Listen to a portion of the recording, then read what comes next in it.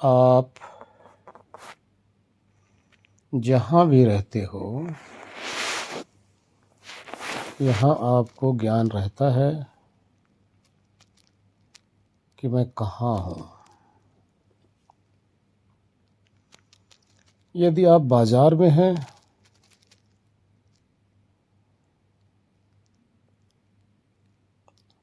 कोई आपको फ़ोन करके पूछता है कहाँ हो, तो आप बताते हैं कि मैं तो बाजार में हूँ। अर्थात यहाँ बाजार का भी ज्ञान है और बाजार में हूँ ये भी ज्ञान है। मेला में हूँ, मेले का भी ज्ञान है। वहाँ हूँ, इसका भी ज्ञान है। आप क्लिनिक पर हैं, क्लिनिक का भी ज्ञान है। आप हैं वहाँ, उपस्थित हैं, ये भी आपको ज्ञान है। आप मित्रों के संग बैठे हैं, कोई आपसे फ़ोन पे पूछे आप कहाँ हो, जी मैं दोस्तों के संग बैठा हूँ, ये भी आपको ज्ञान है। आप घर में हैं, कोई आपसे पूछता है आप कहाँ हो, तो आप कहोगे मैं तो अभी घर में ही हूँ। यानी घर का भी और अपना भी आपको ज्ञान है। यहाँ आप जान रहे हैं कि मैं घर में हूँ, अर्थात मैं हूँ पहला ज्ञान। दूसरा घर में, दूसरा नॉनवेज तो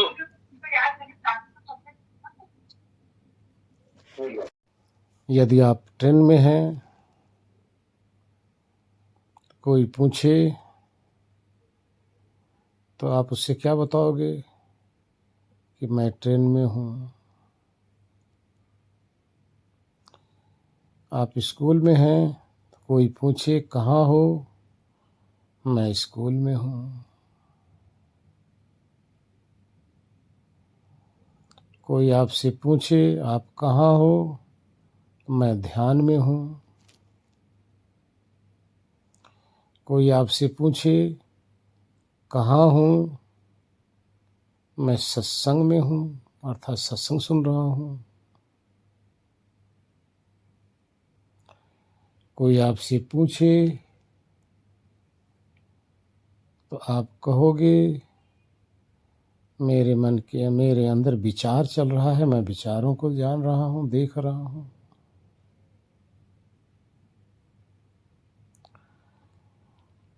अगर आप आगे जाते हैं तो आप बताते हैं कि मैं आकाश के अंदर बैठा हूँ। यानी आकाश का भी और अपना भी दोनों का ज्ञान बना हुआ है। आप आनंद में हैं तो आप बताएंगे कि मैं आनंद में हूँ, बहुत आनंद आ रहा है। यानी आनंद का और अपना ये दोनों का ज्ञान बना हुआ है। अब ये जहाँ जहाँ दो का ज्ञान है, जहाँ जहाँ भी ये दो का ज्ञान है, ये द्वैत है। द्वैत का अर्थ है कि आप दूसरे के साथ भी हो, अपने आप भी हो। अगर इसको हम कह देते हैं कि इसको आत्मज्ञान कहा जाएगा, नहीं। लेकिन ये कहा जाए कि क्या अपना ज्ञान नहीं होता, हो रहा है।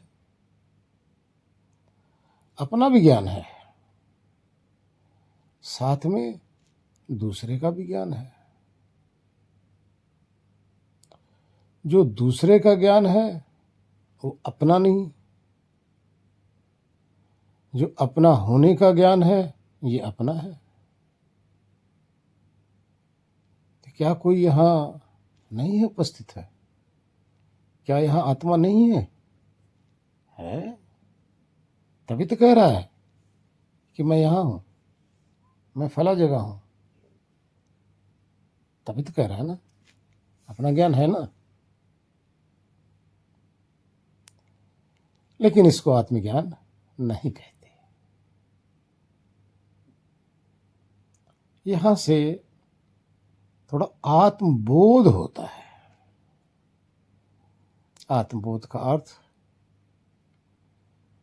दूसरे के संग रहते हुए अपना भी थोड़ा अनुभव होता है। पूर्ण रूप से अपना ज्ञान या अपना अनुभव नहीं हो रहा, इसलिए इसको आत्मज्ञान की कोटि में नहीं आता। अब आत्मज्ञान है क्या?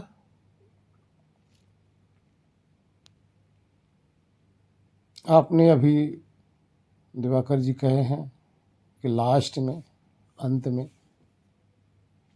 कि मैं आकाश में हूं।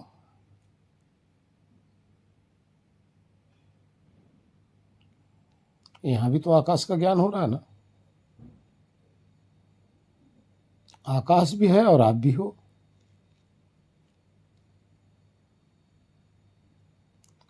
अगर उसको आत्मज्ञान कह लोगे तो बाजार में हूं, इसको भी आत्मज्ञान कह सकते हो।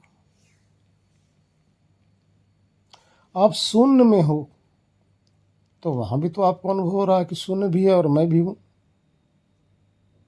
क्या इसको आत्मज्ञान कहेंगे? नहीं। आत्मबोध इसको कह सकते हो, लेकिन आत्मज्ञान नहीं है। आत्मज्ञान का अर्थ है जिस समय प्योर आत्मा ही हो, उस समय आप ये कहने योग्य ही न रह जाएं कि वो भी है और मैं भी हूं। वो है,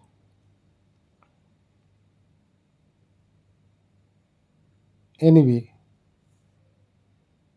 या कोई भी अगर दूसरा है तो वो क्या है? आप उसमें भी लगे हो, अपने में भी लगे हो। जहां द्वैत नाम की चीज ही न हो, जहां आत्मा ये अनुभव करने में अक्षम हो जाए कि मैं यहां हूं, मैं इस जगह हूं, मैं इनके साथ हूं, मैं इनमें हूं,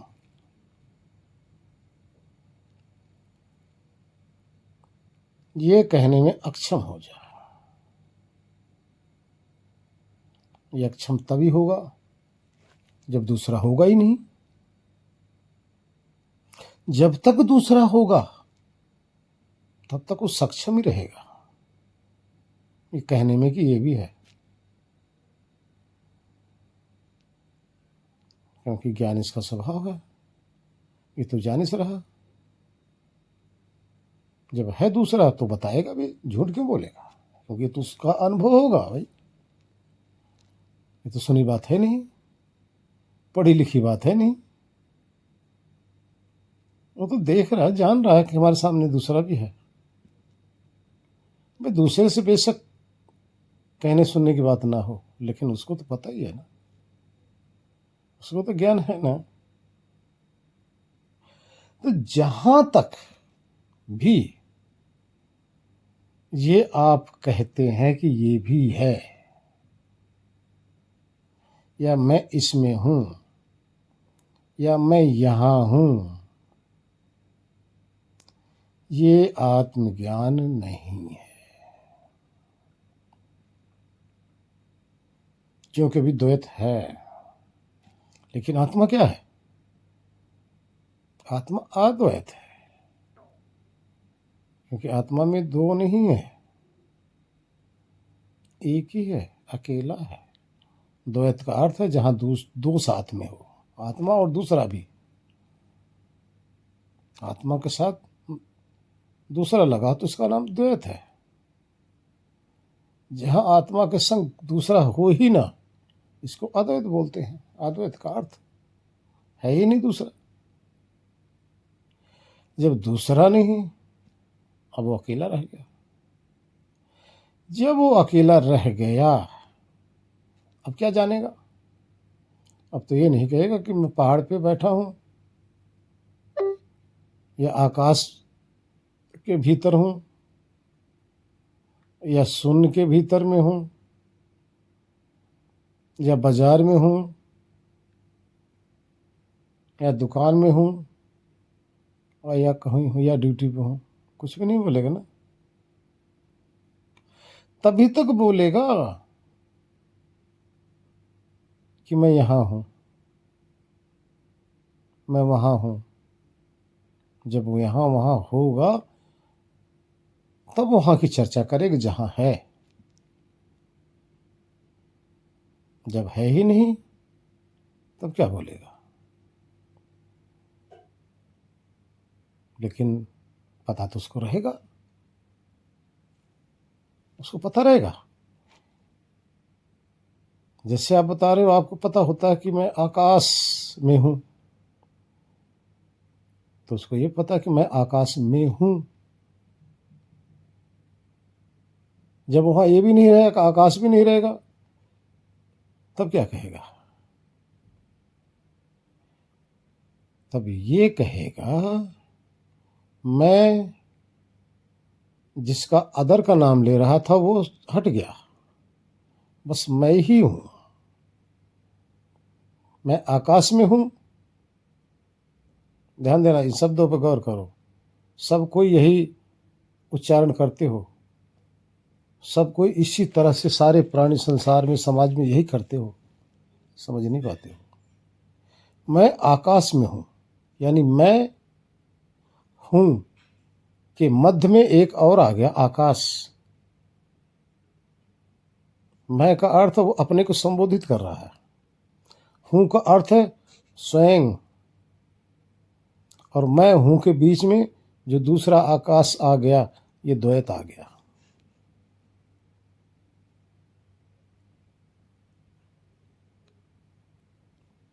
मैं क्लिनिक पे हूं, मैं हूं, मध्य में आ गया क्लिनिक। हूं अपना स्वरूप है, अपना अस्तित्व है। हूं रूप से हम प्रेजेंट हैं, अपने को ललकार रहे हैं, छुपा नहीं रहे हैं। सदा हम ललकारते रहते हैं। आत्मा सदा ललकारता रहता है अपने आप को, स्वयं सिद्ध करता रहता है हूं। क्या आप लोग नहीं करते? जो हूं रूप से सब जगह कह रहा है, उसको क्या कहोगे? इसी तत्व का नाम आत्मा है। अभी आप लोगों से पूछा जाए, सुन रहे हो, क्या जवाब दोगे? हाँ, मैं सुन रहा, लास्ट में हूं। हूं का अर्थ अपने को कहना, बाकी सारा कार्य हो रहा है, हो गया, क्रिया हो गई। और हूं कर्ता हो गया। कर्ता क्या? किस चीज का? अनुभव का। सुनना कर्म हो गया,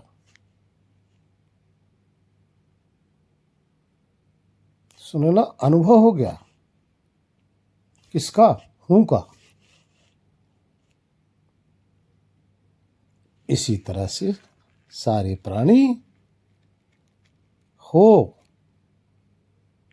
करते हो, सुनते हो, देखते हो, बोलते हो, चखते हो, आते हो, जाते हो, रमण करते हो, सब जगह और वहां अपने आप को स्वीकारते भी होगी, मैं हूं। लेकिन ये पूर्ण रूप से समझ नहीं हो पा रही है। क्यों नहीं हो पा रही है? इसका कारण सिर्फ क्यों, कारण क्या है? कारण ये है कि जिस समय आप कहते हो कि मैं सुन रहा हूं,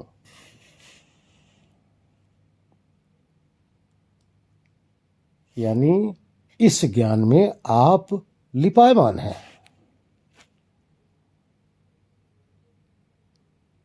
ये कर्म करने में आप आसक्त हैं। उस आसक्ति के कारण से, उस लिपायमान होने के कारण से आपको अपनी शुद्धता का ज्ञान नहीं हो पा रहा है। लेकिन हूं ये ज्ञान का भी जाता नहीं। किसी भी कंडीशन में आप हो, नहीं जाएगा, ये जा ही नहीं सकता। अगर ये ज्ञान चला जाए तो आत्मा को ज्ञान स्वरूप कहा ही नहीं जाएगा। ये जो हो रूप से है, ये ज्ञान स्वरूप है। लेकिन द्वैत के अंदर क्यों नहीं समझ पा रहा है? क्योंकि लिपायमान दूसरे के संग हो रहा है। दूसरे के संग होने से अपना पूर्ण रूप से ज्ञान नहीं हो पा रहा है, समझ नहीं हो पा रही है। लेकिन आधा अधूरा तो ज्ञान तो है। कभी आज तक कोई धरती पे आपको कुछ जानना हो, कुछ पूछना हो, दूसरे के पास जाओगे, मुझे बता दो यहाँ मुझे जाना है, यहाँ का रास्ता क्या है, कुछ लेने गए क्या रेट है, ये कहाँ मिलेगा, ये फला देश कहाँ है, यानी एनीवे कुछ भी आप पूछते हो तो दूसरे से पूछोगे, दूसरे से पहले कन्फर्म करोगे।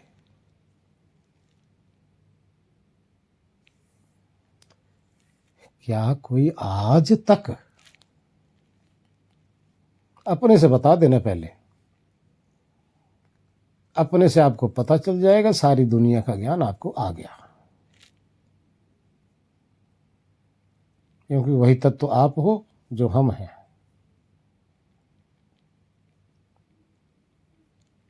वही तत्व कुत्ते बिल्ली हाथी घोड़े पक्षी आदि हैं जो हम हैं।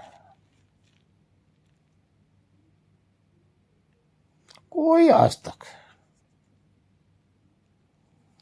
पूछने गया है कि भाई बताओ मैं हूं या नहीं हूं? गया है कोई आप में? कोई जरा बता दो, कभी भी किसी से पूछने गए हो कि मुझे बता दो मैं हूं या नहीं हूं? बाकी सब चीज के लिए पूछने तो गए हो, ये पूछने नहीं गए हो भाई। तो यही जब आप सबसे अलग होकर, जहां द्वैत नाम की कोई चीज होगी नहीं, द्वैत कहां से है?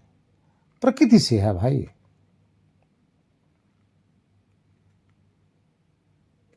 जहां से प्रकृति शुरू होती है, न्यूट्रॉन प्रोटॉन इलेक्ट्रॉन, सतरस्तम, इसी की साम्यावस्था को प्रकृति कहते हैं। बाकी सारे इस प्रकृति का कार्य है, क्रिया है। अणु परमाणु सब जितने भी संसार के अंदर इस खाली स्थान में हैं, इसी का विस्तार है। और उसी परमाणुओं का संघात सारा संसार जो आपके सामने दिख रहा है, जो आपकी शरीर दिख रही है, उन्हीं परमाणुओं का संघात है। 5 प्रकार के परमाणु हैं। आकाश का परमाणु, वायु का परमाणु, अग्नि का परमाणु, जल का परमाणु, मिट्टी का परमाणु, यही पांचों प्रकार के परमाणु यथाउचित मिश्रित हो रहे हैं तो रूप दिखाई देने लग जाता है, और वही जब बिखर जाते हैं रूप गायब हो जाता है। सबको कौन देख रहा है? आप ही तो देख रहे हो। तो जहां से प्रकृति समाप्त हो जाती है, जहां प्रकृति के संपर्क से आप अलग हो जाते हो, हट जाते हो, तब आप अकेले रह जाते हो। जब आप अकेले रह जाओगे तो किसी से पूछोगे नहीं। जैसे सब जगह आप ललकार रहे हो कि मैं हूं, मैं सुन रहा हूं, देख रहा हूं, चख रहा हूं, बोल रहा हूं, जान रहा हूं, जा रहा हूं, खा रहा हूं,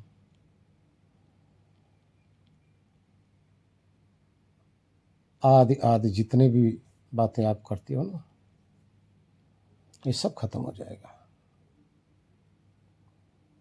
क्योंकि ये जितनी बातें हैं प्रकृति के संपर्क में आके कहते हो, प्रकृति के संग लगते हो तभी कहते हो। तो क्या प्रकृति से असंग हो जाओगे तो ये आपका कहना, ये आपका जानना बंद हो जाएगा? नहीं, ये तो आपका स्वभाव है। ये स्वभाव जिसमें है वही आपका स्वरूप है।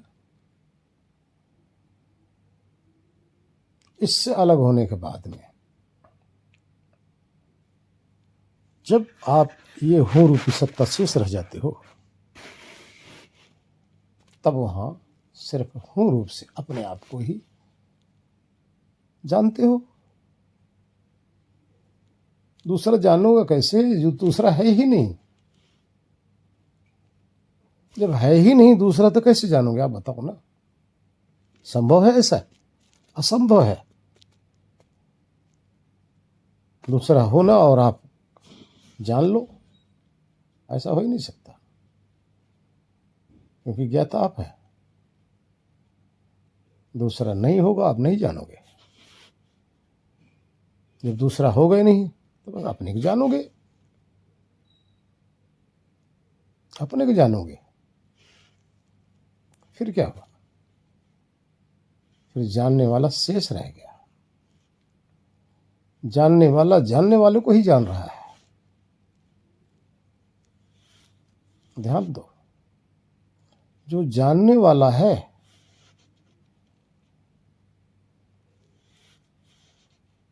और कुछ उसके लिए जानने के लिए जब शेष है ही नहीं, तो जानने वाला ही जानने वाले को ही जान रहा है। वो कौन है? ये जब जानना होता है, ये शुद्ध ज्ञान है। ये शुद्ध ज्ञान है। इस समय आपको पता चलेगा आपकी सच्चाई का, आपके यथार्थ अस्तित्व का आपको ज्ञान होगा। ये ज्ञान आपको हिला के रख देगा, जन्म जन्मांतर के अज्ञान का नाश करके रख देगा। एक क्षण में एक झलक अगर आपको मिल जाएगी तो असंख्य जन्मों का अज्ञान तुरंत का तुरंत नाश हो जाएगा। मैं बताया ना कि ज्ञान की एक चिंगारी जन्म जन्मांतर के जो अज्ञान रूपी खरपतवार आपके अंदर भरा पड़ा है वो जला के भस्म कर देगी। ये वही चिंगारी है जो आप हैं। आपको जब आपका ही ज्ञान होगा तो समस्त अज्ञान नाम की चीज आपके पास से अलविदा हो जाएगी। कैसे होगी? क्योंकि अब आपने अपनी प्योर स्थिति को जान लिया, जहां दूसरा था ही नहीं, जहां दूसरे में आप लगे ही नहीं थे। पूरी की पूरी ऊर्जा, पूरी की पूरी एनर्जी, ज्ञान रूपी एनर्जी आपका आप में ही, आपके अनुभव में ही थी। बाकी सभी कालों में ये ज्ञान रूपी एनर्जी बिखरी रहती है। इतनी पावर नहीं रहती आप में, क्योंकि ये एनर्जी आपकी बिखरी हुई है, द्वैत में लगी हुई है। लेकिन वहां क्या है? ये एनर्जी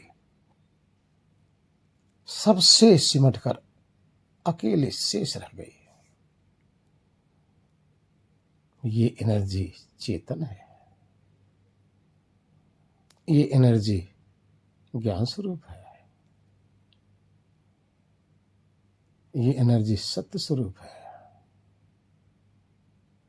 उस समय आप अपने यथार्थ सत्ता का अनुभव करेंगे। उसके बाद में आपको सृष्टि के अंदर कुछ जानना नहीं है, कुछ भी रह ही नहीं जाता, जानने के लिए कुछ नहीं रह जाता, कुछ बाकी ही नहीं है।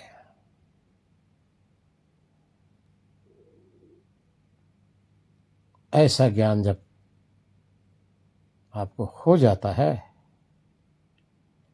तो समस्त अज्ञान से आप विरक्त हो जाएंगे। ऐसा नहीं कि सृष्टि आप छोड़ के भाग जाएंगे, शरीर छोड़ के भाग जाएंगे, नहीं, रहेंगे यहीं। लेकिन आपका चाल, आपका चरित्र, आपकी देखने करने की, संसार समाज को देखने की, सब विपरीत हो जाएगी, बदल जाएगी, बहुत फर्क हो जाएगा। क्योंकि कहा गया ना, जैसी जिसकी दृष्टि होती है वैसे उसको सृष्टि दिखाई देती है। अब आपकी दृष्टि ज्ञानमय हो गई, सबको देखेंगे, लेकिन ज्ञान के थ्रू देखेंगे। पहले भी देखते थे, लेकिन मोह और राग के थ्रू देखते थे। और मोह राग में क्या है? एक में कर्म आ जाता है, एक में भोग आ जाता है। मोह राग ये है। और ज्ञान में क्या आ जाता है? न कर्म आता है, न भोग आता है, यथार्थ दिखता है। यथार्थ में अज्ञान तो है ही नहीं। भोग क्या है? ये भी अज्ञान है। मोह क्या है? ये भी अज्ञान है। और यथार्थ क्या है? ज्ञान है। तब आप यथार्थ देखेंगे। कैसे यथार्थ देखेंगे? जो यथार्थ आपने अपना साक्षात्कार कर लिया, जिस यथार्थ का, उसी यथार्थ को आप सब देहों के अंदर झांकेंगे। जो यथार्थ स्वरूप आपने अपना जान लिया, अब सब देहों में उसी तरह से जानोगे। इस तरह से आपकी देखने की, जानने की दृष्टि बदल गई ना। जब दृष्टि ही बदल गई तो आपके लिए संसार में कोई भोग का पदार्थ रहा ही नहीं। आपके लिए इस संसार में कर्म करना शेष रहा ही नहीं। किसके लिए कर्म करोगे? भोग के लिए कर्म किया जाता है, आत्मा के लिए कर्म होता नहीं, और आत्मा में कर्म होता नहीं। जो भी कर्म हो रहा है संसार में, प्रकृति में हो रहा है, और जितना भी हम कर्म करते हैं शरीर के लिए करते हैं। तब आपने शरीर और अपने में जो भेद है आपने जान लिया, तो आप सिर्फ शरीर को जिलाएंगे, भोग नहीं करेंगे। बाकी सारा संसार क्या करता है, समाज क्या करता है? भोग करता है, जीने के लिए नहीं, भोग के लिए जीता है। लेकिन फिर जब आपको ज्ञान हो गया तो आप भोग के लिए नहीं जिएंगे। ज्ञान का योग करते हुए आप जीवन बिताने के लिए करेंगे। ये करेंगे तो कर्म बंधन से रहित है। अब कर्म बंधन से आप रहित हो गए तो जीते जी आप छूट गए। किससे छूट गए? कर्म बंधन से। जब कर्म बंधन से छूट गए, कर्म आप कर ही नहीं रहे हो। अभी बताया ना, कर्म सिर्फ भोग के उपयोग के लिए कर्म किया जाता है। भोग के उपलक्ष्य में जो कर्म होता है वो बंधन के सहित है। आवश्यकता के उपलक्ष्य में जो किया जाता है वो बंधन से रहित है, वो निस्वार्थ है। भोग रूपी कर्म स्वार्थ के सहित है। फिर आप क्या हुआ? बच के फिर क्या करना है? जीवित रहते हुए भी आप मरे पड़े हैं। मरे पड़े हैं किससे? संसार की मोह ममता से। मोह ममता से आपको मर गया। तभी तो कबीर साहब को कहना पड़ा। पहले कह रहे हैं माया मरी न मैं मरा, मर मर गए शरीर। अरे आशा तृष्णा न मरी, कह गए दास कबीर। कह रहे मैं तो आत्मा हूं, मैं तो शुद्ध बुद्ध अनंत हूं, मैं तो अमृत हूं, मैं तो मरता ही नहीं। और इस संसार की जो प्रकृति है ना, ये माया है, ये भी कभी नहीं मरती। हम दोनों सदा से हैं, अविनाशी हैं। माया भी अविनाशी, मैं भी अविनाशी। लेकिन ये जो शरीर है ना, ये मरती रही है। शरीर मिलती रही है, मरती रही है, मिलती रही है, जीते रहे फिर मरते रहे। यही करते चले आ रहे हैं। क्यों? आगे कह रहे हैं क्योंकि आशा और तृष्णा यानी भोग और लोभ, भोगने की जो उम्मीद, आशा, ये हमारी नहीं मरी।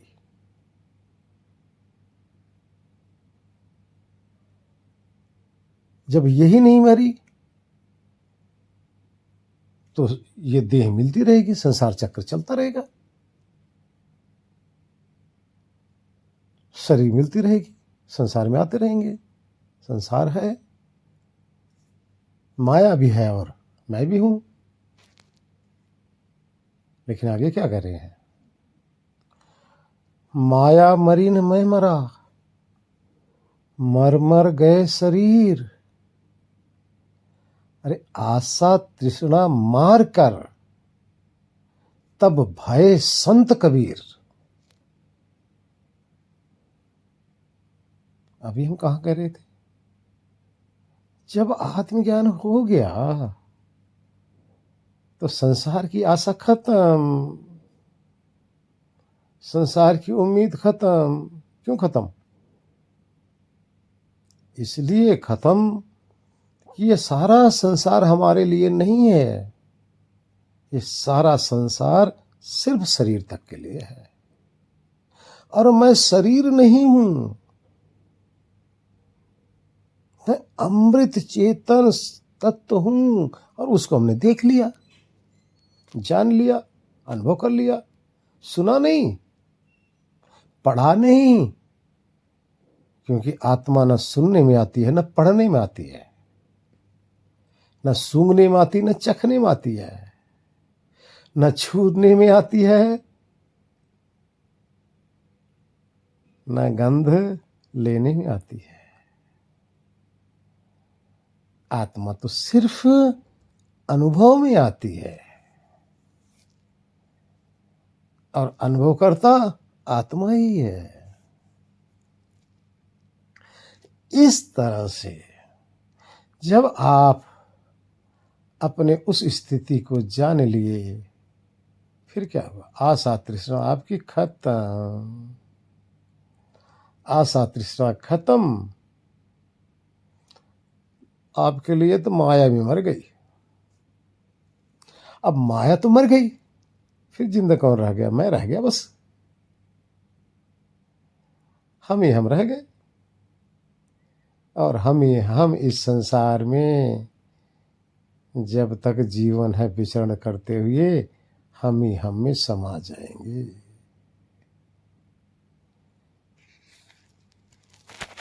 जितना कहेंगे समय बढ़ता जाएगा, ना शब्द खत्म होंगे, ना तो वो तत्व खत्म होने वाला है, क्योंकि तत्व अनादि है।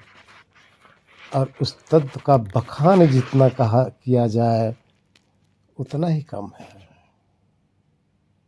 इसलिए आज का विषय यहीं समाप्त करते हैं, आज की वाणी यहीं समाप्त करते हैं। आगे कल शुरू होगा। हरिओम, नमो नारायण। ओम शांति शांति शांति।